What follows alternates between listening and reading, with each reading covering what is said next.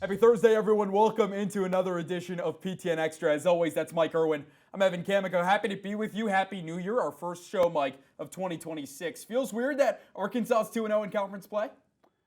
Not really. The schedule worked out pretty good, and it should work out again. So maybe they can get 3-0 and get some distance and get started off pretty good. It certainly feels a lot better than last year, right? I was going to say it's not 0-5. It's a step in the right direction. Let's talk about the big win. Arkansas takes down Ole Miss 94-87. And it feels like, Mike, we've become a broken record. If you listen to any PTN podcast or any local media, it's all on Darius Acuff. He had another fantastic night. 26 points, 9 assists, was 1 assist shy of a double-double. What else can you say about the kid besides he's a stud? Yeah, he stepped up. Now, look, he got a lot of help. I thought everybody generally played well last night. You know, they all kind of were involved at various times. But if you look at Acuff, what did he do? He got hurt, with about 4-6 minutes to go or something? Yeah, right It looked around like there. it did something to his ankle. Yeah. And then he was like walking around limping, and then he missed the first free throw of the game, and I'm thinking, uh-oh. But then he just sucked it up and went, you know. And Yeah. I guess he's okay. I hope he is. The guy just fights through anything. He's a beast, you know. If you look at him and you don't know anything about him, you think he's a senior, like he's been around forever. He doesn't look like a freshman. He just doesn't. Mm-hmm. And physically, in the face, just the determination. That was a huge win because, first of all, I was talking to somebody about it, and I said, a guy I know is a Razorback fan, and I said, you know, they should win this game. And he said, Chris Beard, you know, they're going to come. They're struggling, but they're going to play their butts off, and that's what they did. At one point last night, maybe starting with about the 14-minute mark, going down to around 10, they'd scored on 7 straight possessions. But so had Ole Miss. They couldn't shake those guys. And then all of a sudden, it got down to 4. And it could have been 1 if they made another 3, and they were jacking up threes left and right, but they were also going inside and scoring, making almost all of their free throws.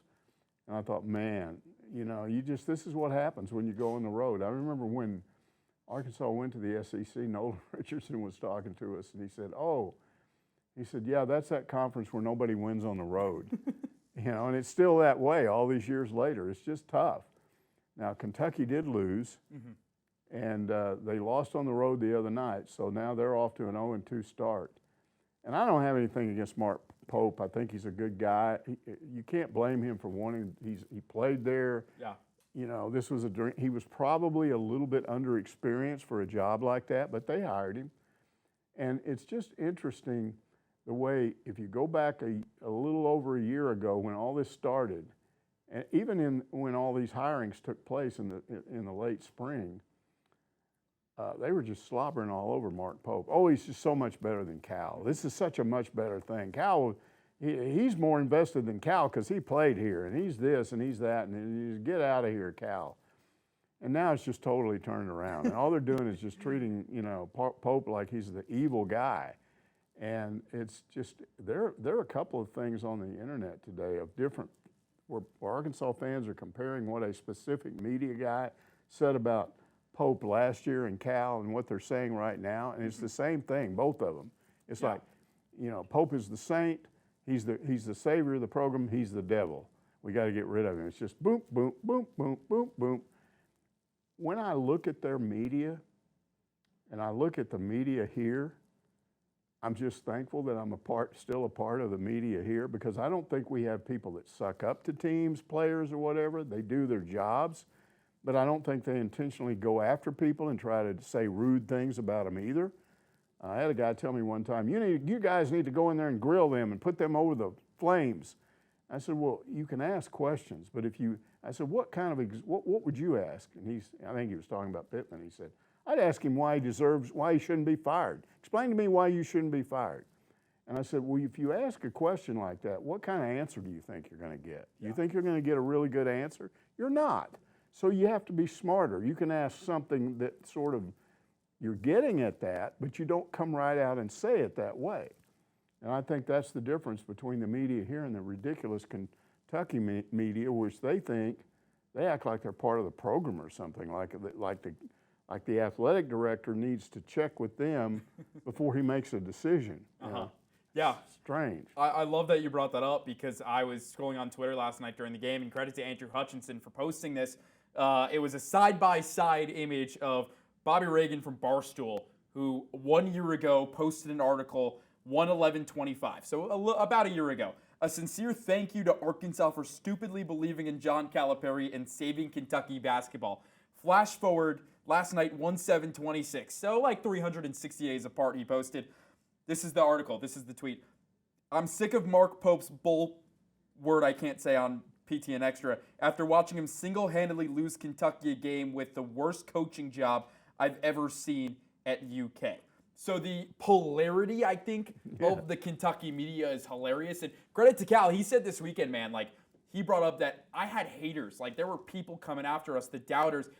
He keeps all of those messages he's kept. He was like, we're in a much better place. There were people who were coming after Cal saying, he can't coach anymore. He can't coach. He's not a good coach. Why would you do that? Why would you leave? Arkansas is 2-0 now in conference and play. they were approaching Razorback fans on Twitter, on X, from a very paternalistic standpoint. They were saying, you people really need to understand, you don't want him as your head coach. You just don't. We like you, but we just want to do you a favor, and please don't support this guy because you'll encourage him, and then you'll pay for it. So please, start demanding right now that they, you made a mistake. Tell your AD to get rid of this nonsense. You're going to find out. We're sorry. We've already been through this, and we don't want to see you go through it, but you're about to go through it, and we're warning you because we like you. And I'm thinking, what do you think they're stupid? You're just making fun of them. Yeah. You're just choosing another way to do it.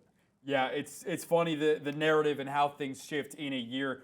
But we look at last night, what really stood out to me is two things, right? Reboundings. Arkansas out-rebounded Ole Miss by 10, 37-27. Before Tennessee, they needed to be more physical. That's why Houston beat him so bad a couple of weeks ago. That's now 2 games in a row where they've won the rebounding margin. But also last night, Billy Richmond, I thought, had a much better bounce-back game. Look, if you look at the game against Tennessee, he was one of those 3 players that didn't play that much. 14 minutes, 5 points, 4 fouls against the Vols. Last night, when I tweeted this, 20 minutes, 13 points, 6 boards. Richmond actually finished with 13 points, 24 minutes, 13 points, 6 boards. So fun to see Billy Richmond back when he doesn't get in foul trouble. And again, it's at the cost of certain guys, but you mentioned it. Everyone really played very well, it felt like, besides maybe Pringle and Ewan, who had 11 total points. But you could feel Pringle's presence down low, and that's what Ole Miss struggled with, even though Malik Dia did get his fair share of points last night. As long as you've got maybe 4 players playing well, the others, there are 3 or 4 others that don't have to be good that night. What you like is it's not the same every time. Mm-hmm. Carter Knox has a good game, then he doesn't. He kind of off a little bit, as long as he doesn't hit the bottom and go scoreless. And that's what we're seeing, honestly. We're seeing, obviously, Acuff is there every night. Now we're seeing Malik Thomas come back, and you're seeing what he can do. Brazil, we know he's going to have his off nights, but when he's good, he's good. And I think Ewan's going to be pretty consistent in things that he does. Yeah. I still think we can get more out of Pringle than they're getting out of him, and there's some signs that he's starting to come around a little bit. And if he comes around toward the end of the SEC play, that's fine, because that's what you want as you're heading into the NCAA tournament. So right now the team looks good and the schedule looks good. We'll see how. I mean, things can change in a heartbeat, but it looks really good now. It's what Pringle did last year. You brought up TB. 4 or 5 from behind the arc. I tweeted that like there's nothing prettier, I think, right now with this basketball team than watching Darius Acuff drive in the paint, fake everyone, draw all the defenders, kick out the TB, and then he knocks down that 3. I think that is the prettiest play right now that I see with this Arkansas team. Yeah, and here's Acuff doing all this scoring, but he's also getting assists. Yeah. Because he knows there are teams that are going to target him. So let's collapse on this guy where he can't go in and make a layup. And he just tosses it outside to somebody. Absolutely. Let's look ahead a little bit. I thought something really interesting happened last night in college basketball as a whole. Alabama taken down by Vanderbilt in Nashville. I know Vanderbilt's the top-ranked team in the SEC. I know there's a lot of talk about are they good, are they real, are they legit. Well, last night proved that they're pretty legit. They'll come here to Fayetteville in about, 12 days or so. Arkansas will have back-to-back ranked matchups. It's Georgia, Arkansas, then Vanderbilt here at the Hill. But first, again, they got to play Auburn this weekend. What's going to be key against the Tigers? Again, just do what they're doing. I mean, Auburn's off to kind of a shaky start, and I think they're better than that. Yeah. They're better than Ole Miss. You just got to be consistent. You got to get you. I mean, Acuff has got to play well, but Malik Thomas needs to, and Brazil needs to. But again, as long as you got 4 players kind of doing things and other guys kind of in support, I think they'll be fine. I think the crowd really helps Arkansas, home games and all that. As far as Vanderbilt is concerned, they are good. I watched that game, and Alabama's got a good team. And Nate Oates was really frustrated, but you don't go to their place and beat them. I think that's going to be hard. And Arkansas gets a break because they get to play them here. Yeah. I don't know how good they are on the road. That's what we're going to have to see. Is when they play some of these better SEC teams on the road, we'll see what they do then. It's going to be really fun to watch. Last thing before we go to break, we'll talk football after this. Do you like all these 8 o'clock tip-offs? Because it feels like as we move through the SEC schedule, Arkansas is only going to play weeknights at like 8 o'clock, not so much at 6. Do you like these late tips, or is that a little too late? No, I don't mind it. I like to watch both, and there's 2 games, I think, on each time slot at least. So you're sitting there following. I kind of get them where I go back and forth. Some people do the split screen thing. But I like watching a couple of games, and then when Arkansas is over, or if they're not the first game, when they're the second game, you're following 4 or 5 teams, in one night, and it's a lot of fun. But I like to watch stuff. I'm going to be watching, Ole Miss and hoping they lose tonight. Well, we'll talk some football after the break. Stick around. We'll be right back. Plenty news coming with the transfer portal. Ryan Silverfield doing a pretty good job so far at bringing guys in. We'll break that down next on PTN Extra.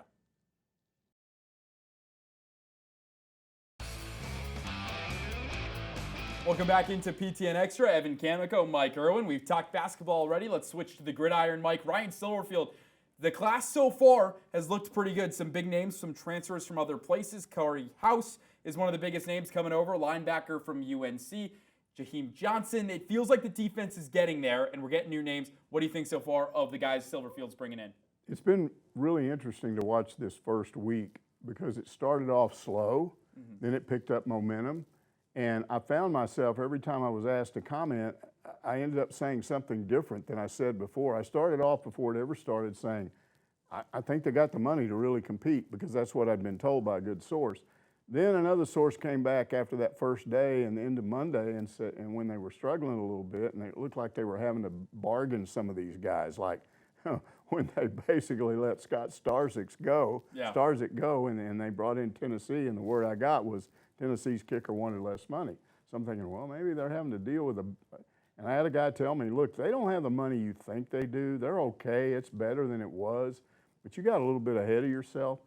So Monday on Ask Mike, I'm talking to Trey, and I'm going, right now I'd say we're at a little bit of a net negative.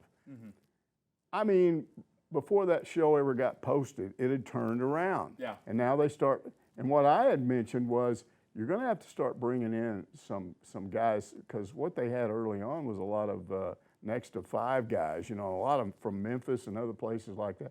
All of a sudden they start getting guys from other SEC schools, other Power 4 schools, and it's gotten better and better and better every day. And I don't know where they're ranked now. They were up there pretty high a day or so ago, but it's looking a lot better than it did look. Last night, when we checked it between On3 as well as 24/7 Sports, both of them had between 8 and 11. That was kind of the sweet spot when it comes to the entire country, which is a good thing for Arkansas, because you want to think that if this class is going to do damage, right, you can't be 25 to 30, right, in the total rankings when it comes to all these schools, because great, it sounds good on principle, but it's the same as last year where Arkansas was like 28 or something, but you're still 11, not even 11, 13, 14, 15, 16 in the SEC. You've got to have it high. So some of the guys you mentioned, a lot of Power 4 names recently.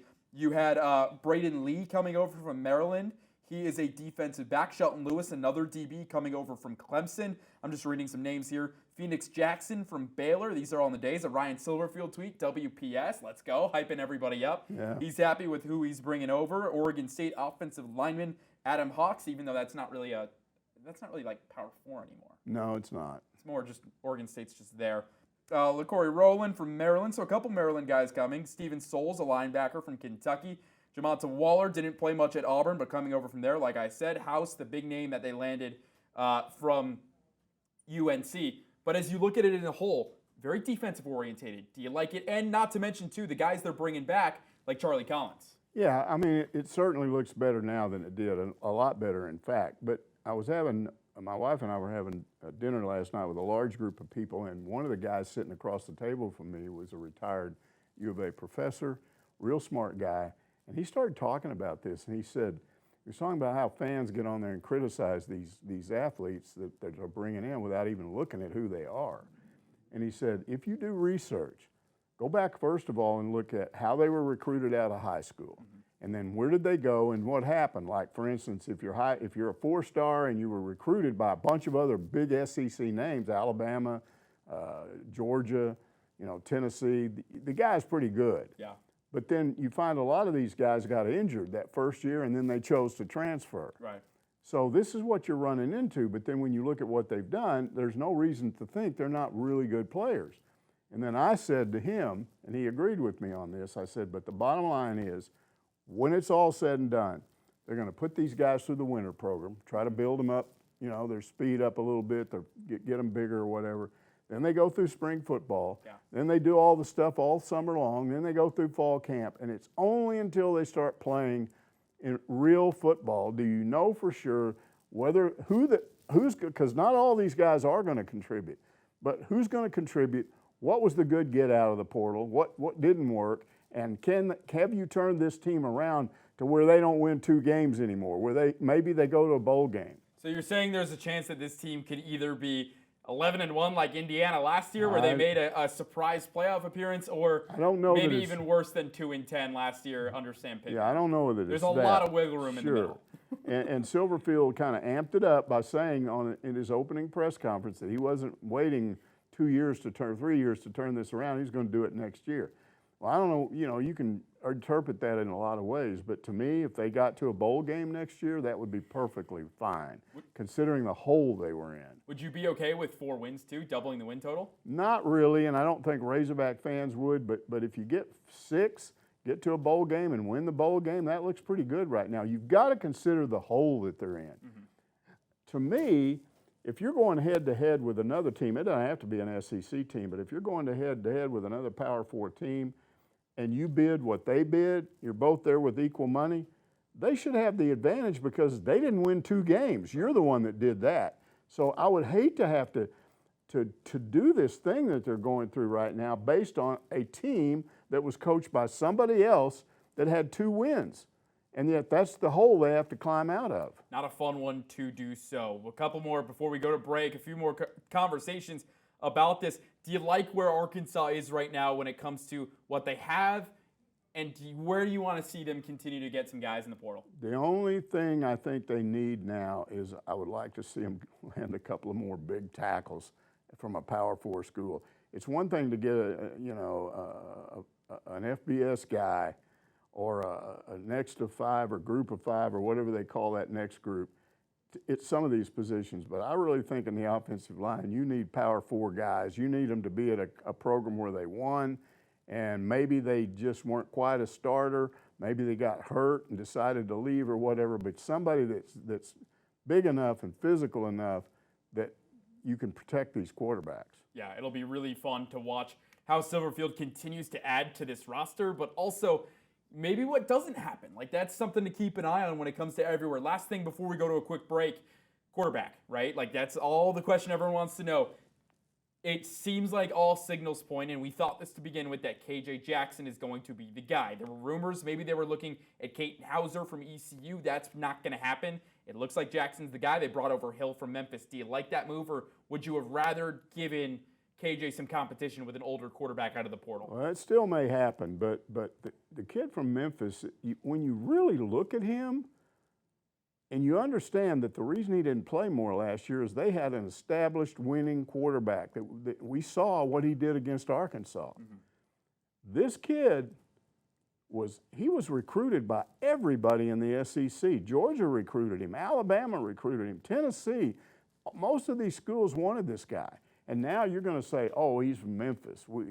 How's he going to help us? I want to see him when he gets in here. He's 6'4", just like KJ. He can run. He can throw. So I don't expect him to start, but I do think once they work with him for a while, and they could bring a more experienced quarterback in too, but I think if KJ got hurt and had to miss a game, he might be able to step up. And who knows, it could be a Trinidad Chambliss situation where Exactly. Austin Simmons gets hurt. Chambliss now is in the college football playoff semifinal, which is crazy. Really quickly before we go to break, what's your predictions for tonight and tomorrow night? Who do you like in these two semifinal games? I feel like Miami, I've just been really impressed with what they've done. And I know if Trinidad, and somebody was saying, is he from Trinidad? No, I think he's from somewhere in Ohio or whatever. I don't know where he got the name. But if he plays like he did the other night, he can make things happen. He's hard to tackle, and he makes these crazy passes when he goes up, rolls around back, looks like he's going to get sacked in the end zone, and then down there for a first down. If he plays that way, it'll be difficult, but I just think Miami has the more complete team. Mm-hmm. I'm not an SEC guy. It won't bother me at all if there's no SEC teams left in this thing. Indiana's still going to win the whole thing. That's music to my ears. Mike Irwin, I'm Evan Chemical. We'll be right back, wrapping up shop after a quick break. Back here wrapping up shop on PTN Extra. Mike Irwin, Evan Chemical. Mike, believe it or not, January means gymnastics starts this weekend. Baseball and softball are right around the corner. A lot coming out from Baum Walker this week. You've got two perfect game preseason All-Americans, Gabe Gackel and Mike Anu. The Razorbacks in perfect games, top 25, just checked in at number 4. What are you most looking forward to about being back at Baum Walker this spring? Well, you don't have to wait very long because right off the bat, you've got that tournament that's turned into a thing Hog fans expect to in Arlington. It's a great place to play early in the year because of the dome and all that. And then I think they're going to stick around and play another series after they leave. Or I don't know if it's one game or the one game against Tarleton State. Game. So that'll be good. And then we get things rolling. I think they've got a promising pitching staff coming back. I think they could get another Golden Spikes winner in the catcher that they got. He's a real stud. And I like the hitting lineup, the defense, the pitching.